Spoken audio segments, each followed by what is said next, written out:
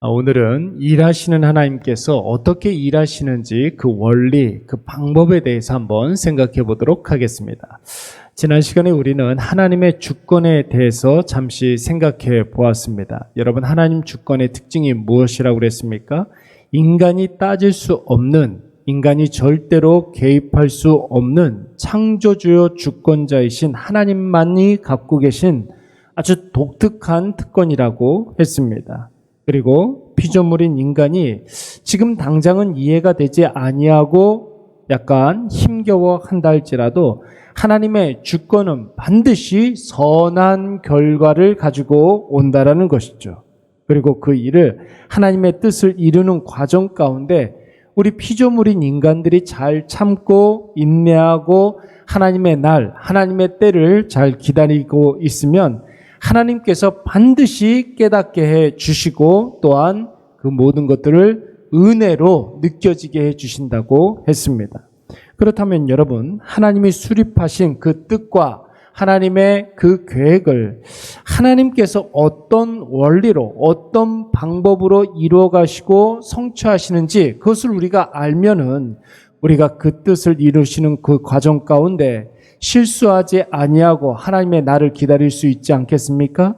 하나님의 방법을 우리가 잘 알게 되면 불평하지 아니하고 하나님의 때를 우리가 사모할 수가 있는 것입니다. 오늘 본문의 말씀을 보시면은 하나님께서 하나님의 뜻을 이루시는 방식 한 가지를 이삭과 리브가에게 가르쳐 주시는 장면이 나오고 있습니다. 여러분, 23절 말씀을 보시면 큰 자가 어린 자를 섬길 것이다, 이렇게 말씀하고 있습니다. 여러분, 하나님께서 하나님의 일을 하실 때 반드시 이 원리를 사용하십니다. 큰 자가 어린 자를 섬기고 먼저 된 자가 나중되고 나중된 자가 먼저 되고 좀 됐다, 좀 있다, 내가 좀 안다, 내가 뭔가를 좀 할 줄 안다, 이런 사람들은 아무것도 하지 못하고 아무것도 없고 아무것도 모르는 사람들을 통해서 하나님께서 반드시 부끄럽게 해 주신다고 했습니다. 여러분, 중요한 것이 무엇입니까? 하나님께서는 큰 거, 그런 걸 싫어하고 작은 거 좋아하시기 때문에 그런 것입니까? 그런 게 아니라 핵심은 하나님을 하나님으로 인정하는 사람인가? 이게 중요한 것입니다. 하나님께 자신의 연약함을 고백하고 하나님의 은혜를 구하느냐, 내가 한 일이 아니라 하나님께서 하셨다, 이렇게 고백할 줄 아는 사람이냐. 여러분, 하나님께서는 이것을 보시는 줄로 믿습니다. 하나님께서 에서와 야곱, 이 두 쌍둥이 중에 야곱을 선택하셔서 야곱의 자손을 구원해 주셨습니다. 여러분, 똑같이 엄마 뱃속에서 똑같은 조건으로 출산을 했고 똑같은 교육을 받았고 똑같은 환경에서 자랐는데 에서가 아니라 하나님은 야곱을 선택해 주셨던 것입니다. 이 모든 것들을 여러분, 하나님의 주권으로 우리가 해석을 하면 할 말이 없습니다. 그런데 여러분, 이것을 쓰임받는 자의 성경적 원리에 입각해서 생각해 보면 에서는 늘 자신이 좀 한다, 자신이 뭔가를 좀 안다, 자신이 뭔가가 좀 됐다, 이렇게 생각하는 사람이었고, 야곱은 나는 아무것도 모릅니다, 나는 아무것도 하나님 앞에 못합니다, 아무것도 나는 아닙니다, 이렇게 생각했기 때문에 하나님께서 야곱을 선택해 주신 것입니다. 여러분, 이삭을 한번 깊이 생각해 보십시오.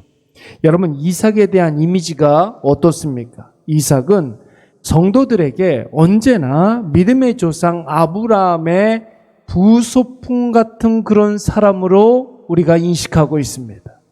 여러분, 한번 볼까요? 아브라함 100세에 하나님께서 이 이삭을 주셨습니다.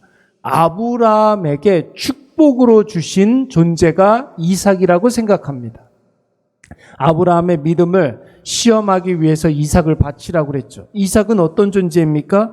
하나의 시험의 도구로 생각되어지는 사람입니다. 자기 결혼도 자기 마음대로 못하는 사람이었고 20년 동안 자녀가 없어서 주변 사람들에게 큰 수치를 당했던, 업신여김을 당했던 사람이었습니다. 여러분, 한 번이라도 성경에서 이삭이 주인공이 된 적은 없었습니다. 그래서 여러분, 이삭이 불평했습니까? 그래서 자신의 형편을 비관하면서 누군가를 원망한 적이 있었습니까? 늘 이삭은 부엘라 헤로이에서 살아계신 하나님 앞에 그 하나님이 자기를 지켜보신다는 사실을 확신하며 하나님 앞에 나아가 하나님과 깊이 교제했던 사람이 바로 이삭이었습니다. 그래서 하나님께서 이삭에게 아무에게도 알려주지 않았던 하나님의 놀라운 계획을 친히 가르쳐 주신 것이고, 더욱이 하나님 앞에 쓰임받는 인생, 하나님이 귀하고 소중하게 여기는 인생이 어떤 인생인지를 이삭에게 친히 하나님께서 가르쳐 주신 것입니다. 여러분, 하나님이 쓰시는 자는 어떤 사람들입니까? 하나님께서 쓰시는 사람은 스스로 크게 여기는 사람이 아닙니다. 하나님 앞에 자기 자신을 작게 여기는 사람, 여러분, 그 사람을 하나님께서 쓰시는 줄로 믿습니다. 하나님께서 귀하게 여기시는 사람은 내가 좀 한다, 내가 뭔가를 좀 안다, 내가 뭔가 좀 됐다, 이런 사람이 아니라 난 아무것도 모릅니다. 난 아무것도 못합니다.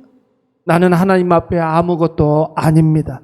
이런 사람을 하나님께서 귀하게 여기시고 그를 들어 사용하신다는 것입니다. 사랑하는 여러분, 사람이 언제 절망합니까? 자기가 목숨처럼 붙잡고 있었던 것을 잃어버릴 때, 혹은 생각지도 못한 때의 끝이 보이면 사람들은 절망하게 됩니다. 내 능력의 한계를 경험하기 때문에 절망하는 것이죠. 그렇습니다. 모든 인생은 자신이 절망하는 지점들이 다 있습니다. 남에게 그 절망의 순간이 찾아왔을 때 우리는 누구나에게나 있을 법한 일이기 때문에 남에게 그런 절망스러운 일이 찾아오면 대수롭지 않게 생각을 해요. 우리와 조금 친한 사람에게 그 절망의 순간이 다가오게 되면 같이 마음을 아파하기는 하지만 나까지 절망하지는 않습니다. 그러나 나에게 그런 절망의 순간이 찾아오면 우리는 하늘이 무너져 내린 것 같은 낙담과 누군가를 탓하고 싶어하는 그런 마음이 들기도 하죠. 나의 노력과 내가 한 일들이 생각이 나서 분노하기도 합니다. 그런데 여러분, 하나님이 하시는 일들을 한번 가만히 생각을 해보십시오. 하나님은 절망의 상황 속에 빠진 자를 어느 날 갑자기 절망의 상황에서 건져내 올려주지 않습니다. 오히려 그 절망스러운 상황 가운데 있는 그 사람을 사용해 주셔서 모든 사람들이 인정하는 그 절망의 상황을 변화시켜 주십니다. 그리고 그 사람을 통해서 그 절망의 순간을 소망의 순간으로 바꿔주심으로 말미암아 하나님의 영광 받으시게 하는 것이죠. 여러분, 리브가의 뱃속에 두 아이가 서로 싸우지 않았습니까? 여러분, 그래서 이삭이 기도했습니다. 여러분, 그렇다면 이삭이 기도했다면 그 기도의 응답으로 두 아이가 엄마 뱃속에서 서로 화해해야 합니다. 두 아이가 싸우고 있어서 이삭이 기도했다면 두 아이가 엄마 뱃속에서 화해를 해야 되죠. 그게 기도의 응답 아니겠습니까? 그런데 여러분, 하나님의 응답은 그 두 아이가 계속 싸운다라는 거예요. 태아였을 때에도 싸우고 자라는 과정에서도 싸우고 커서도 싸울 것이라고 합니다. 두 아이가 두 국민이 되고 두 민족이 되었을 때에도 계속해서 싸운다는 것입니다. 마지막에는 하나는 망하고 하나는 구원함을 받게 될 것이라고 했습니다. 여러분, 이 과정에서 누가 영광을 받습니까? 큰 민족이 영광을 받는 것이 아니라, 작은 민족이 영광을 받는 것이 아니라 공평하신 하나님께서 그 모든 상황 가운데 하나님께서 선명하게 드러나는 줄로 믿습니다. 쓰임받는 민족을 통해서, 쓰임받는 사람을 통해서 하나님의 역사가 나타나는 것입니다.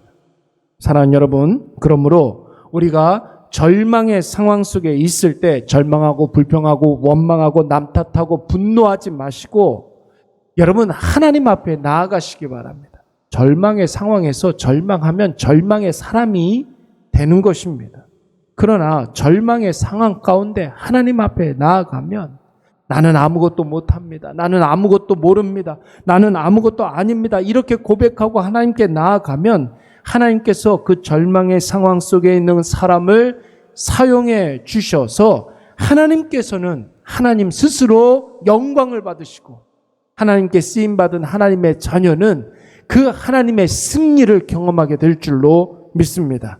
오늘 이것을 꼭 기억하셔서 하나님이 일하시는 원리 꼭 기억하시고 2023년도 이제 6개월이 남았습니다. 반환점을 돌았습니다. 남은 반년 동안 하나님 앞에 쓰임 받으시고 상황의 어떠함에 의해서 좌충우돌하지 아니하고 오직 살아계신 하나님, 나를 지켜보시는 하나님 앞에 승리하시는 저와 여러분이 되시기를 간절히 축원합니다. 우리 이 시간 말씀을 생각하면서 한번 기도하도록 하겠습니다. 함께 기도할 때 어떤 상황 속에서도 하나님을 하나님으로 인정하게 하여 주시옵소서. 자신의 상황을 하나님 앞에 다 내고 하나님의 도구로 쓰임받게 하여 주시옵소서. 작은 자의 원리를 깨닫고 참된 하나님의 사랑을 체험하게 하여 주시옵소서. 우리 이 시간 다 같이 한번 통성으로 기도하도록 하겠습니다. 사랑과 은혜가 충만하신 여호와 하나님 아버지, 오늘도